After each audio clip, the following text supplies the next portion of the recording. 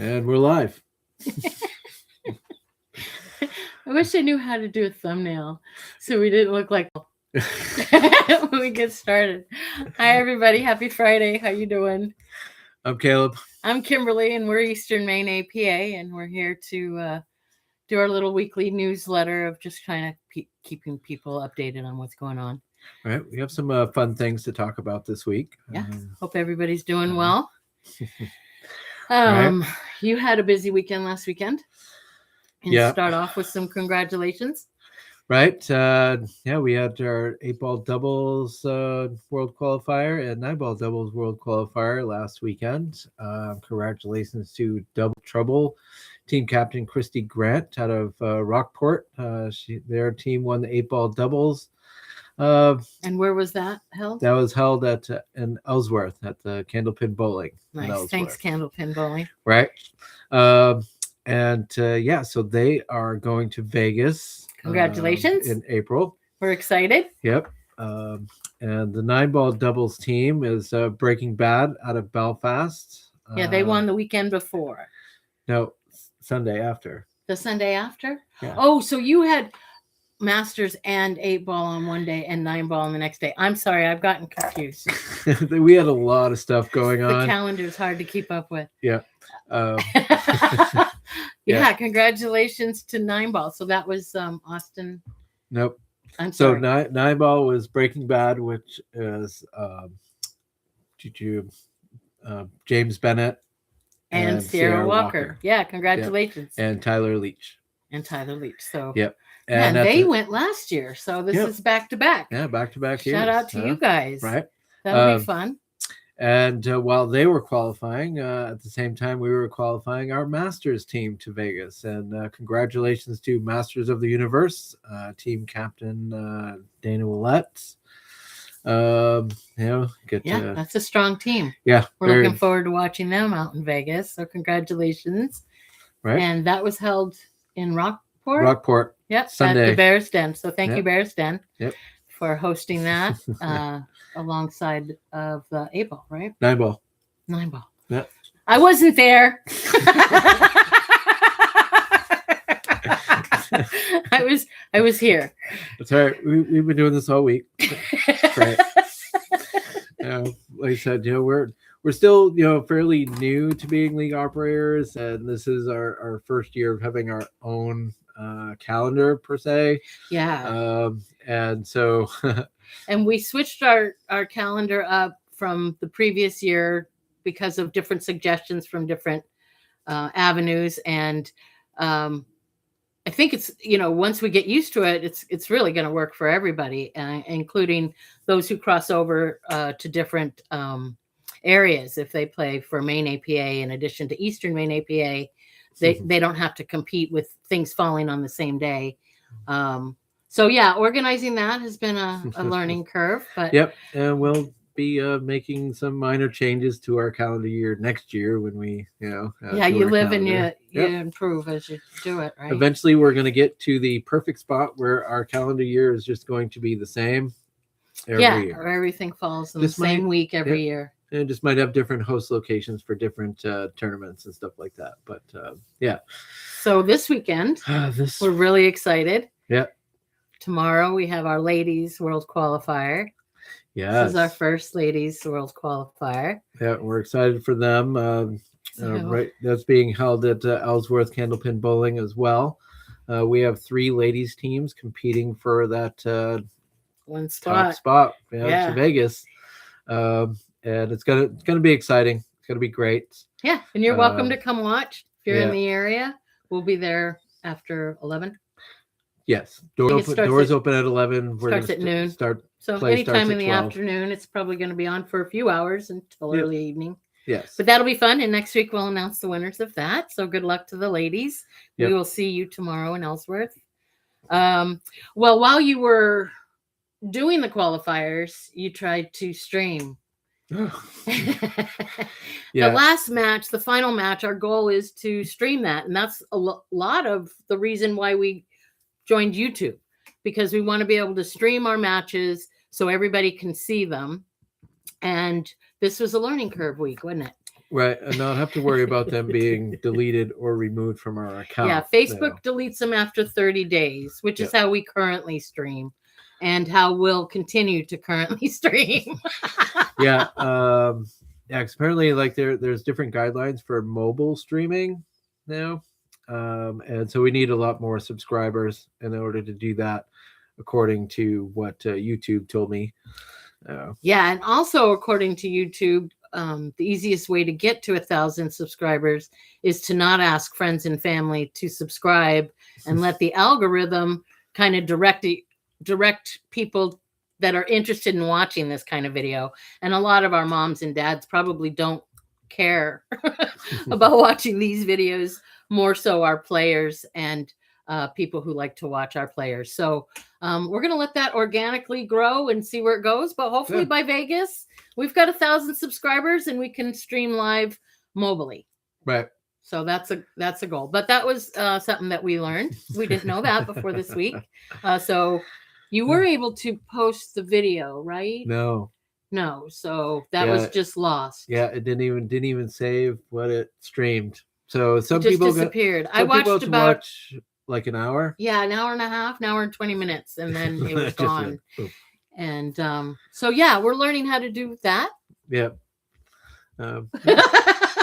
Just a big learning. If anybody knows the whole YouTube thing, we could use some guidance, so we wouldn't mind any feedback on that. But that's fun, and so yeah, that's a little kerfuffle we had, but we'll figure it out. Yep. I kind of like going through the trial and error things, because it shows that we're learning and we're growing. It can be frustrating at times when you're trying to do something and you're like, no, you can't do that yet, and then they take your stuff away and you're like, ugh. So he was hooking up my computer. We're doing this on his laptop. He signed up my computer. It says you can stream in 24 hours. Yeah. You have to wait 24 hours. And there's a countdown timer, 23:59. So we're like, all right, back to the laptop then. We almost thought we were going to have to do this on Facebook. We didn't know if it was going to let us stream at all. But we're glad to be here and glad you're here. Other good news is you got a bunch of MVP sweatshirts handed out last week. Yes. Yep. You only have a few more of those to deliver. Yeah, I think I got like 3 more sweatshirts delivered this time around. I still have one from the summer session that I have to give away, but he was out with hip replacement surgery, so just waiting for him to come back. I hope you heal well. Give him the sweatshirt. He's definitely looking forward to coming back. A new hip will help him lean over the table easier. Right. So, and we did open up the MVP sweatshirt to past winners. If anybody would like to order an MVP sweatshirt for one of their past sessions with Eastern Maine APA. Yep, the Eastern Maine APA. You just need to let us know what session, what year, and it will cost you $50 for that sweatshirt. Yep. And then I got an email this week from the national office, and I'm not sure if you guys, players, APA players that are currently on teams, if you guys receive emails. I don't think you do. So there is, back before we were digital, we used to get these little packets from APA for being a member, and it included a card and it included a patch, I believe, and then a little booklet, maybe a little kind of miniature rules manual or something. But anyway, we used to get things mailed to us, and it's been years since they do that, and people do ask now and then for these patches that we used to get. And so I did receive an email. They're on they're available by request. So Caleb's you've made a spreadsheet. So I set up a Google form, and I'm going to be putting a QR code on a flyer that'll go to that Google form so that people can fill out and request one of these year patches. And then we can order them and hand them out to those who request them. Yeah. We can get them in bulk, so we need to know how many people are interested and how many different groups we need to order. Or well, we've never done it before, so we want to find out what the interest is, and then go through our consultant and figure out how we order those, or go back through the email anyway. We might do it just to give people time to sign up and time for it to circulate and more people become aware that they can do that. We might do it at the beginning or the end of every session.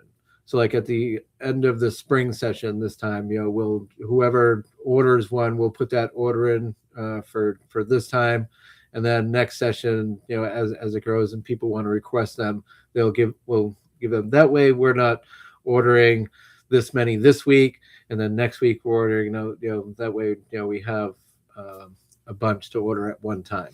Yeah, I haven't ordered them before, so I'm not sure how they come. But anyway, we did want to see how much interest people have with that. And because Caleb's going to post it on Facebook and hang out flyers, hopefully the word gets out. We know that not everybody's watching these videos, at least not yet.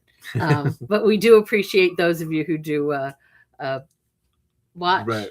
We haven't gotten any comments yet, so I guess that's good. I think we got a couple of comments on our Facebook, okay. But yeah. So that's our membership patch news for 2026. Yeah. And then we were talking about like specifics and thought maybe we should work on some individual videos for those specifics.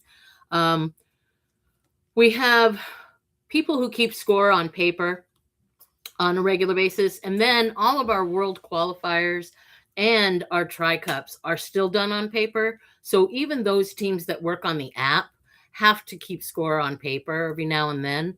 And so we're thinking of making a video just about scorekeeping and making it kind of a clinic video. And people can always go to it and refer to it.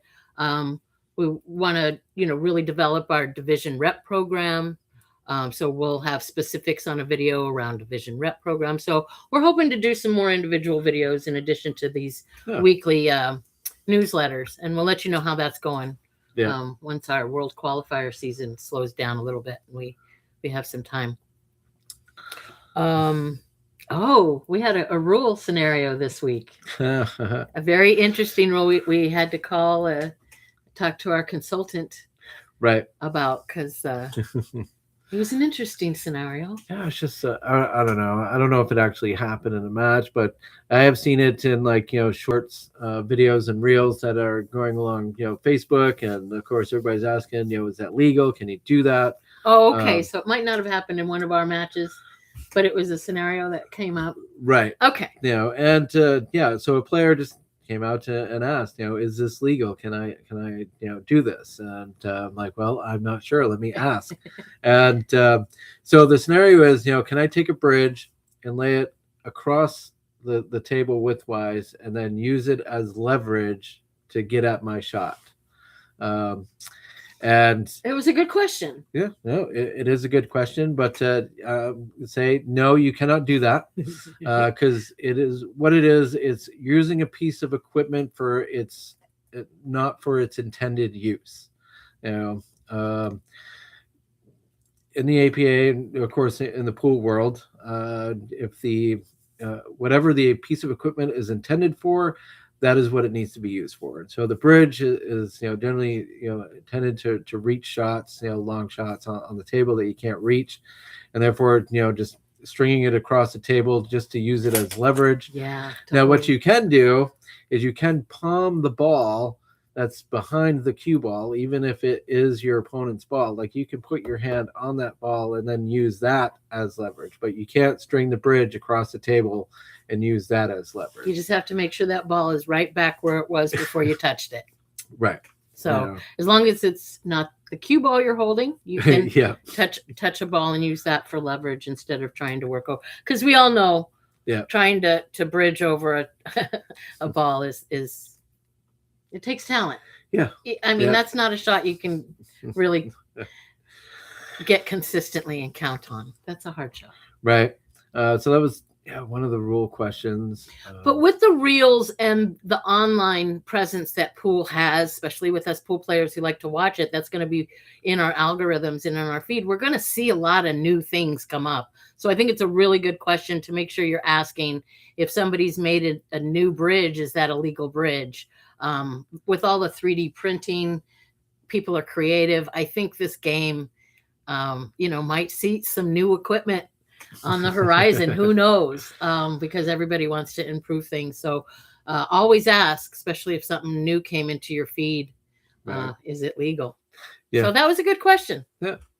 So we had a rule question to go over this week. That was fun. Right. Trying to think. So another scenario asks, can you stack two bridges on top of each other to get more height? And still waiting on an answer for that one. Um, but again, in my personal opinion, you're just using two bridges. You're still using it for its intended use. You're trying to reach a shot on a table. Oh, so they're laying a bridge on top of the other bridge so that it's higher? Yes. Oh my gosh. Right? I know. If you are talented I would have enough, never thought of that. Yeah. I'm just not clever. I think if you're talented enough to balance two bridges and you can get it out of the way, right? That takes skill. That takes skill. I would never do that, myself.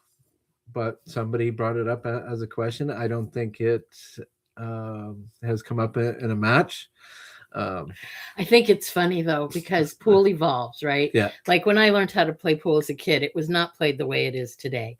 And a lot of people get really upset that the rules have evolved and changed. And like in APA, being the amateur pool play league that we are, the slop shot gets criticized a lot. And I find that funny because this seems to be that people complain about the rule changes, but yet they want to change the equipment rules and add all of this new stuff. Like the breaking cue didn't even exist when I started playing pool. And that's something I don't even know when it came out. And so a lot of people are upset they can't use a break cue, but I've even heard old school pros get upset that the break cue came out because we're so proud of hiding somebody behind a ball that you should have to get it out. It wasn't the break cue. It was the jump cue. I'm sorry, the jump cue. I've been meaning the jump cue this whole time, not the break cue. I've been meaning the jump cue and all of that conversation. Right. Well, it stems back, because in the APA, you cannot use your jump cue your break cue to perform a jump shot. You have to use your shooting cue to perform a jump shot. And so our old league operators, they would allow that, in their bylaws, you were allowed to switch to your break cue to perform a jump shot under our old league operators. But when we took over, we're like, no, we're, more by the book. If you're not allowed to do it in Vegas, you're not allowed to do it in our league. But if you're allowed to do it in Vegas, you are allowed to do it in our league. Mostly because we don't want our players being confused and surprised about the rules or surprised when they make it to Vegas. Yeah. We want them to already know that they can't switch to their break cue, or they can take a piece of chalk and put it on the wood part of the rail and use it as a aiming point when they're giving a timeout. That's so helpful. If you use that chalk for your lower skill players to give them something to aim for, they don't have to guess because they're trying to remember where your finger was when you pointed. That is such a helpful tool. They still have to execute the shot, and especially with your banks and kicks, that's so helpful. I do want to say for the record, when I started playing pool, the break cue, people didn't own break cues either. We did have our own individual cues, and the glove was just around the corner. But yeah, I did mean the jump cue. Right. Thank you for correcting me. It's all right. That's what I'm here for. That's what he's here for. He saves me a lot. I appreciate it. Yeah. So, and I believe, to be able to take something and place it on the rail for an aiming point, even for yourself, if you're going for a kick shot and you want, put that on the rail, give yourself an aiming point. It cuts your shot time down. Like it takes a 40-second timeout and turns it into a 10-second timeout, because you can walk up, place that chalk there, be like, aim for that chalk, medium speed, and walk away. Like that's it. That's the whole timeout. And then when they come back, they go, "What did I just do?" And you're like, "Well, you kicked the ball."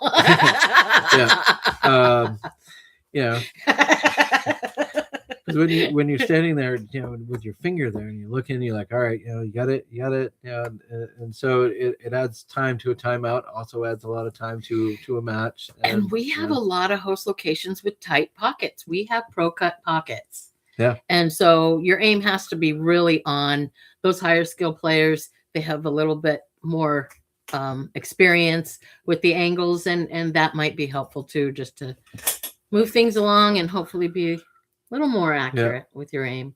Yep. So, what do we got? Oh, I don't know what was going on with the stars this week. I'll tell you, my computer's been messing with me. I've lost things. I found things. It hasn't let me open files. It's let me open files.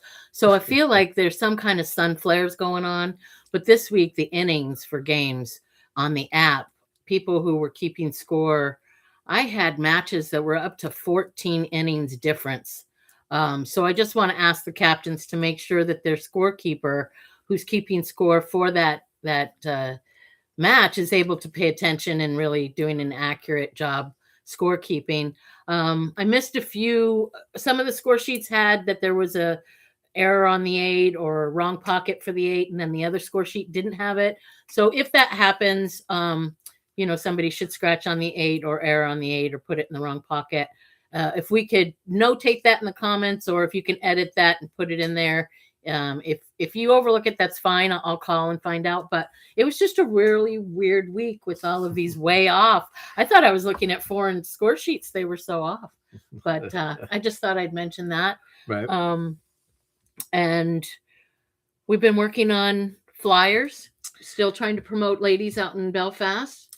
Yep. And so we put together a flyer, and Caleb's hung some of those out. Yep. If anybody in Belfast has any ideas for where we can hang these flyers to get the word out, or if you want any flyers to post in any kind of billboards that you know of, get a hold of us. We'll email you a copy of the flyer or get you copies if you don't have a printer. Yep. The other thing is, our host locations are trying to give us, designated areas for our flyers. And so right now, All Play has flyers for our 8-ball doubles qualifier open, 9-ball doubles open qualifier. They have flyers for our Jack and Jill Players Appreciation Tournament. They have flyers for ladies. They have flyers for our 8-ball singles best chance board that's coming up. And you can use the QR code on all these flyers to sign up for any of those events. And we just got to try to get our players used to going up to these areas and seeing what's coming up. All right. We have flyers hung up at Bear's Den, which is their area. I found is right next to table 8, which is over by the ping pong table, which is not in anybody's line of sight. So you actually have to go around the corner and look at it. The flyer wall at Sammy's Entertainment in Waldoboro is on the back wall at the end of the pool tables. You'll see a bunch of our flyers hung up there. We'll work on other host locations to find a good spot to have our flyer wall. Again, we want our players to get used to going up to these flyers, seeing what's coming up, and using them to sign up for our events. Especially for the people who don't have Facebook or are just not online a lot. Right. We want to reach everybody in every avenue that we can. We do have a lot of folks who will say, if you don't have a Facebook, you're not going to hear from me. If you don't have, I'm not on Facebook, I'll never find out. So we're just trying to reach everybody and give everybody avenues on to find them. But you can also find those events on the app. So all of those are listed on our app. For those of you who are tech savvy, you can find them there if anybody's asking. Yeah, most everybody should have the APA Pool Players app on their phone, along with the APA Scorekeeper app. So the APA Pool Players app under events, as long as you're looking at Eastern Maine, has all of our events listed there, and all of our events have a link attached to them where you can sign up. Now, I've had players, text me and message me, hey, can you sign us up for this? And, I have no problem doing that, but a lot of times I will forget. And so now I've just been directing them to the flyer, directing them to the app, or directing them to our Facebook page so that they can learn how to sign up themselves. And that's what we're working towards, because we do have a lot of moving parts and a lot of stuff going on. I might look at your message and be like, yeah, I can do that.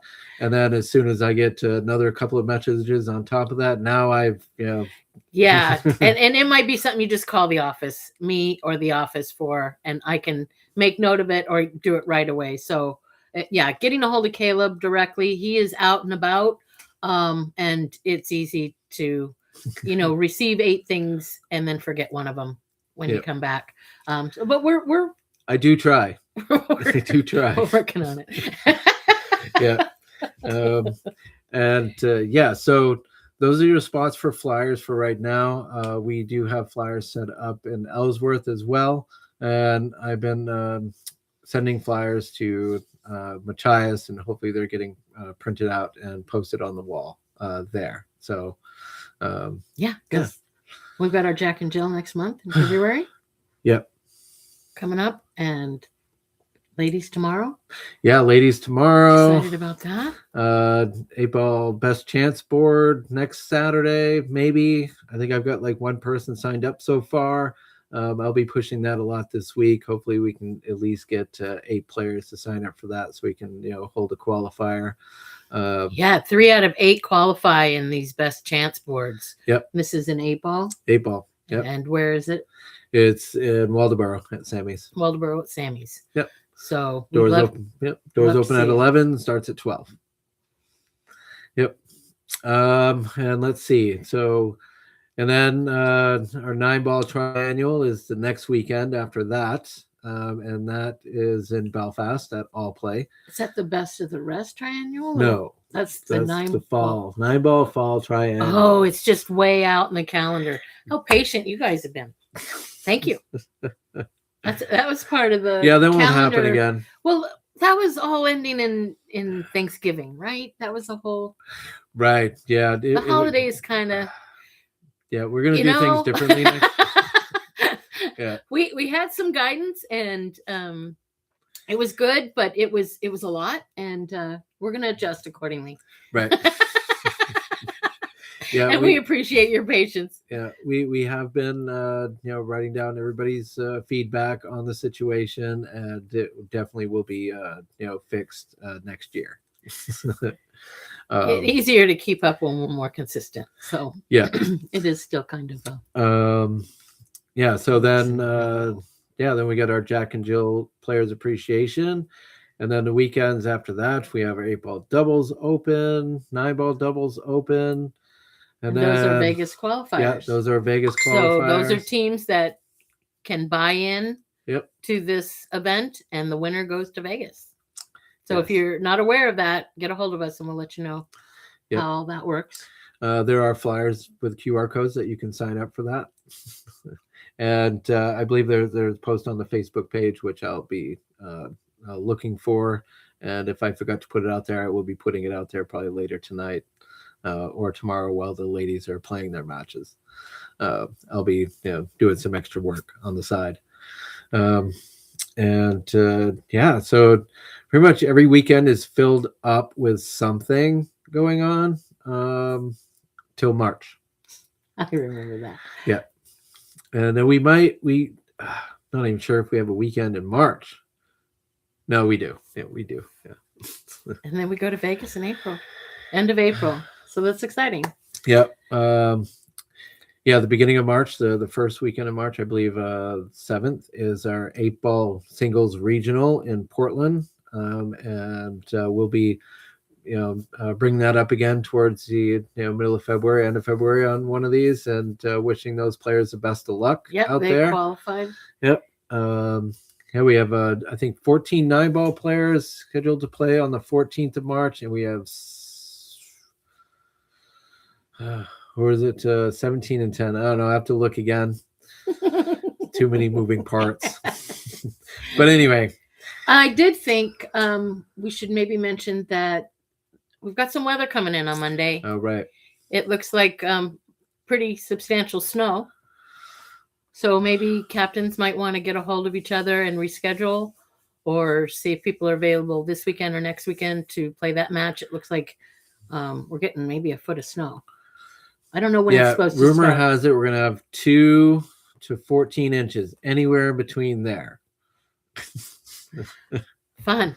Right. Happy snow day. So yeah, be careful out there. And if you choose to play, I don't know when it's coming in. So Well, chances are many of our host locations might not even open. Right. So if our host locations aren't going to be open, then matches are not going to be played. So all matches for that day, all score sheets have been previewed and are out there. So if anybody wants to play their matches early, they can do that. Yeah. All right. Otherwise, keep an eye on the weather. And we've got ladies and 8-ball in Ellsworth. We have 8-ball doubles in Midcoast and Belfast Masters and doubles there too. So all of you guys, be careful out there. And just remember the steps. Contact your opponent, contact the host location, and contact the office, just to let everybody know what is going on. So, we appreciate it. Yeah. And you can do that via email if you want. On email, text, Kimberly whatever. at easternmainapa.com. Yep. So I guess that was all of our notes. Yeah, I think that does it for today. Yeah. Until next week. It's starting to snow out there right now. Oh, where is it coming from? I didn't even know it was snowing today. But it's been pretty. We've had a nice winter so far in Maine, I think. Well, it's better than ice. It's been and mix. We haven't had a lot of that. It's been a winter. Like we were actually getting getting snow, and it's staying on the ground, white Christmas, blah, blah, blah. It was fun. I mean, we do live in Maine. We do. It warmed up yesterday up to like 50, you said? Day before yesterday. Day before? It was like 50 degrees. Yesterday it was like 35. I bet it's a good temperature to ice fish, though. 50 degrees. I bet those ice fishermen enjoy that. If you're an ice fisherman, comment below. Let me know. Right. Thanks, guys. We appreciate you watching. Yes. This has been a fun one. Have a good evening and enjoyable weekend, and we will see you next week. Remember, have fun. Meet people. And play pool. Bye. Bye.